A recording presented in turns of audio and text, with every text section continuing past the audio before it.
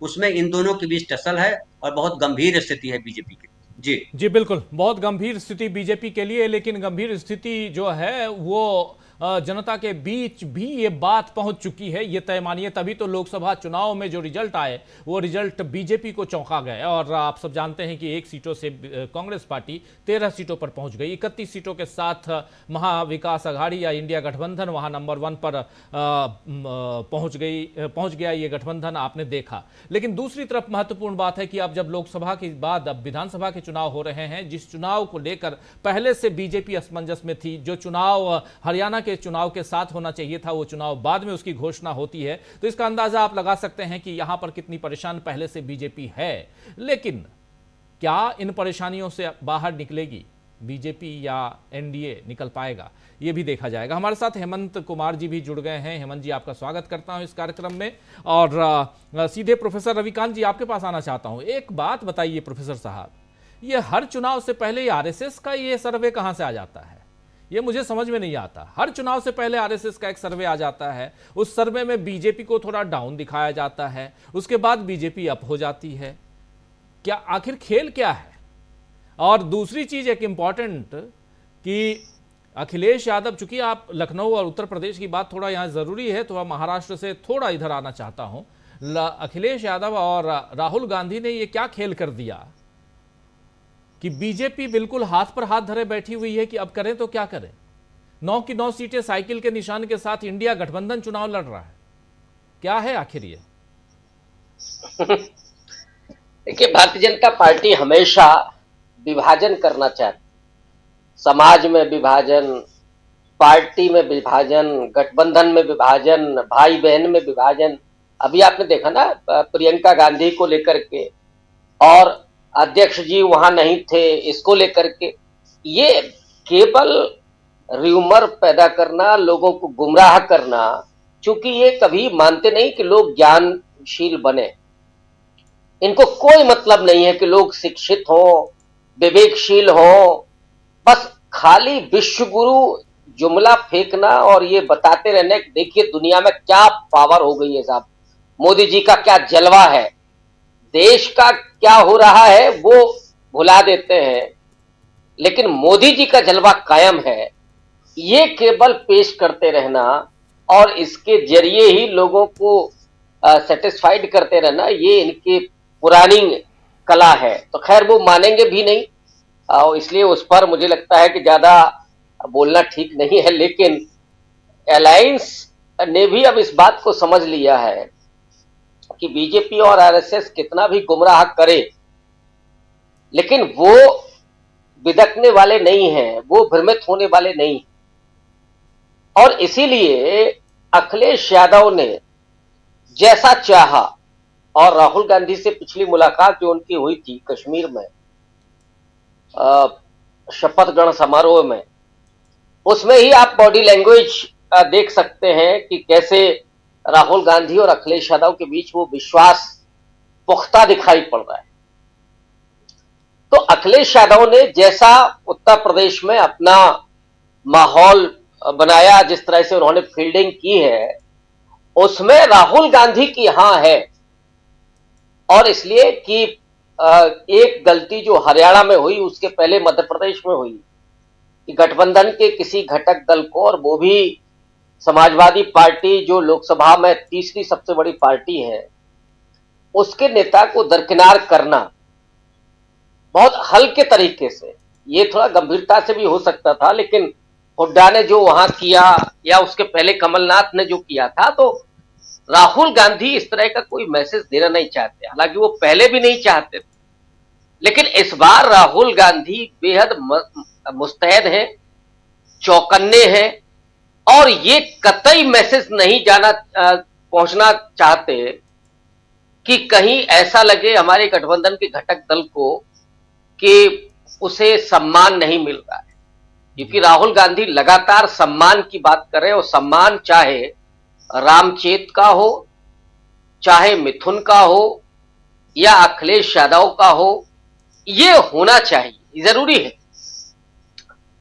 तो वो विश्वास बहुत पुख्ता दिखाई पड़ रहा है इस समय लखनऊ में, और इसलिए कांग्रेस पार्टी की जो उत्तर प्रदेश कमेटी है उसने कोई रिएक्शन नहीं दिया है। जो हाई कमांड ने कहा, जो उनकी मंशा है, जो उनका विवेक कह रहा है, उस पर ही वो खरे उतर रहे। यहां बीजेपी की कोशिश ये थी कि कांग्रेस और सपा दोनों को आपस में लड़ा करके और अपना उल्लू सीधा कर लिया जाए। अब सीधा मुकाबला जो होने जा रहा है, और अखिलेश यादव पीडीए के फॉर्मूले पर चुनाव लड़ रहे हैं। उस फॉर्मूले से भारतीय जनता पार्टी की चूलें हिली हुई हैं, और इस चुनाव में मैं देख रहा हूं कि पहली बार बीएसपी का कोई जिक्र नहीं हो रहा है। इसके पहले कभी कोई ऐसा चुनाव नहीं हुआ जिसमें बीएसपी का जिक्र ना हुआ हो, लेकिन लोकसभा चुनाव के बाद अब लगभग ये तय हो चुका है कि बीएसपी की राजनीति ढलान की तरफ है, और जो बहुजन पॉलिटिक्स है उसके नए आइकॉन राहुल गांधी बन चुके हैं। तो वो चाहे अति पिछड़ा समाज हो, दलित वोटर हो, पसमानदा हो, ये अब कांग्रेस पार्टी और खास करके राहुल गांधी के प्रति बड़ा भरोसेमंद है, और इसलिए राहुल गांधी कोई इस तरह का जोखिम नहीं लेना चाहते। और अखिलेश यादव भी बहुत सधे अंदाज में उन्होंने जो ट्वीट किया है और जो तस्वीर पेश की है, वो ये बताती है कि कहीं कोई कंफ्यूजन नहीं है। राहुल गांधी के साथ वो कदम से कदम बढ़ा करके कांग्रेस के साथ अडिग है और मुस्तैद है। ये बीजेपी के लिए बहुत मुश्किल में डालने वाला है, चूंकि हम लोग जानते हैं कि जिसकी सरकार होती है उपचुनाव अधिकांश उसी के साथ जाते हैं, उसी के पक्ष में जाते हैं। और जिस तरह से प्रशासनिक मशीनरी का दुरुपयोग होता है, अब ये भी कहने की कोई मुझे लगता है जरूरत नहीं है, लोग इस बात को जानते हैं। चुनाव आयोग की भूमिका क्या हम लोगों ने देखी लोकसभा के लेकर के और हरियाणा तक। ऐसे में उत्तर प्रदेश में क्या होगा ये अभी से हम लोग अंदाजा लगा सकते हैं, लेकिन पीडीए फॉर्मूला इतना मजबूत है कि तमाम बेईमानी के बावजूद बीजेपी बेहद मुश्किल में पड़ी हुई। ये अखिलेश यादव ने किया है और ये बताया है कि कहीं कोई आपस में कोई टकराव नहीं है, कोई मतभेद नहीं है, कोई असहमति नहीं।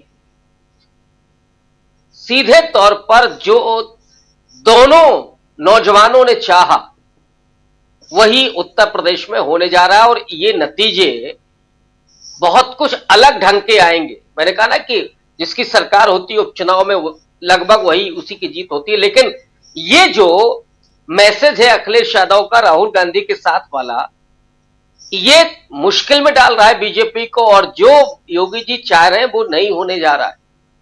आज की तारीख में अधिकांश सीटें बीजेपी की फंसी हुई हैं, और इसीलिए बीजेपी चाहती थी कि किसी तरीके से इनके बीच गलतफहमी हो, टूटन हो, एक दूसरे के प्रति हमला हो, लेकिन ये नहीं होने दिया गया। ये बेहद समझदारी का काम किया राहुल गांधी ने भी और अखिलेश यादव ने।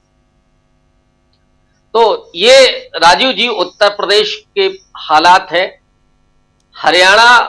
महाराष्ट्र और झारखंड के जो चुनावी गणित है वो तो सीधे तौर पर दिख रहा है, और खास करके अगर आप महाराष्ट्र की बात करें, महाराष्ट्र में जो सीटों का बंटवारा है अगर आप उसको देखें तो 85-85 सीटें तीनों दलों ने तय की हैं। 18 सीटें छोड़ी हैं अपने गठबंधन के साथियों के लिए, और 15 सीटें अभी और उन्होंने रिजर्व में रखी। ये बताता है कि इस बार किसी भी तरह की कोई भ्रम की गुंजाइश नहीं छोड़ना चाहते, और कौन लीडर होगा, कौन मुख्यमंत्री का चेहरा होगा, ये भी इन्हीं सीटों के बंटवारे से लगभग तय हो रहा है। किसी का नाम लिए बगैर वो चीजें जा रही हैं, और इससे जो कार्यकर्ता तीनों पार्टियों के हैं वो मजबूती के साथ चुनाव मैदान से लेकर के और वोटिंग तक डटे रहेंगे। इस तरह की कोशिश राहुल गांधी ने, मल्लिकार्जुन खड़गे ने और अपने तमाम साथियों के साथ मिलकर के की है। तो महाराष्ट्र में तो एक स्थिति बनी रही है, उत्तर प्रदेश में भी भारतीय जनता पार्टी बैकफुट पर है, और वो स्थिति नहीं है जो उसने सोची थी। जी बिल्कुल। बिल्कुल आप सही कह रहे हैं, बैकफुट की बात। लेकिन यहाँ से महाराष्ट्र और उत्तर प्रदेश की बात हम कर रहे थे। शुरुआत में हमने आपके सामने 2 बाइट और भी सुनाई थे, और वो कल्पना सोरेन और हेमंत सोरेन की बाइट आपने सुनी थी। आज दोनों ने वहाँ पर नामांकन दाखिल कर दिया है। लेकिन यहाँ से ये झारखंड का चुनाव किस दिशा में जा रहा है? झारखंड के चुनाव में और इसकी तैयारियों में असम के मुख्यमंत्री बीजेपी की तरफ से बिल्कुल जी जान लगाकर जुटे हुए हैं। आखिर क्यों उनको हाथ जोड़कर माफ़ी मांगनी पड़ रही है, और क्यों यहाँ पर बीजेपी झारखंड में भी उस हिसाब से आगे बढ़ते हुए नहीं दिखाई दे रही है जैसा बीजेपी ने सोचा होगा? हेमंत कुमार जी, जरा झारखंड के बारे में बताइए, चल क्या रहा है वहाँ पे? कौन आगे कौन पीछे दिखाई देता है आज की तारीख में?